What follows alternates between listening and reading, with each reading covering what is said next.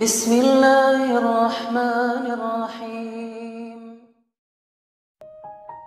Sabar itu ada 3 tingkatan. Tingkatan pertama itu sabar menghadapi ujian. Wabasyiris sabirin, kata Allah di surat Al-Baqarah. Sampaikan berita gembira kepada orang yang sabar terhadap ujian. Nah, gimana sabar terhadap ujian? Kalau kita dapetin ujian, kita tinggal bilang innalillah wa inna ilaihi raji'un. Dan itu kita katakan tuh dengan hati yang yakin. Ini semuanya kehendak Allah. Dan pasti ada kebaikan di dalam setiap kehendak Allah. Dan siapa yang mengatakan innalillah wa inna ilaihi raji'un, berarti dia melibatkan Allah dalam musibah. Jadi kata kunci atau password untuk ngelibatin Allah dalam musibah kita, pertama bilang innalillah wa inna ilaihi raji'un. Allah pasti terlibat. Jadi kalau kita pengen libatin Allah dalam musibah kita, pertama pakai passwordnya dulu. Langsung Allah tawarkan banyak jalan keluar dalam musibah kita. Karena kita hanya perlu mengatakan innalillah wa inna ilaihi raji'un.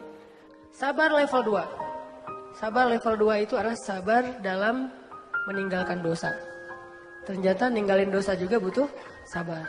Sabar untuk nggak ngelakuin dosa, walaupun mungkin dosa itu udah biasalah, orang lain juga ngelakuin yang kayak gitu. Sabar untuk nggak kepoin Instagram orang misalnya, atau Instagram mantan misalnya ya. Karena kalau kita kepoin nggak bakalan sabar. Sabar untuk menjaga pandangan mata. Apalagi sabar untuk ninggalin, untuk tidak jalan sama dia kalau belum halal. Itu butuh kesabaran dan itu nggak gampang. Apalagi kalau misalnya sesuatu yang benar-benar kita senengin gitu, kayak sabar untuk ninggalin hal yang sia-sia gitu. Dan itu sabar yang lebih tinggi derajatnya daripada sabar terhadap musibah loh teman-teman.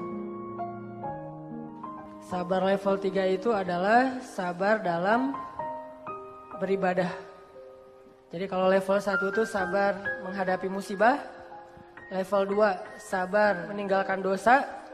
Level 3 itu sabar dalam ibadah. Sholat sabar, puasa sabar, sedekah, tilawah, segala macam ibadah-ibadah sabar. Ini sabar yang paling tinggi nih.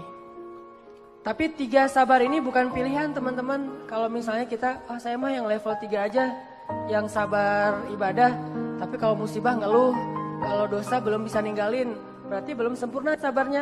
Baru disebut orang yang sabirin, kalau dia bisa sabar dengan 3-tiganya.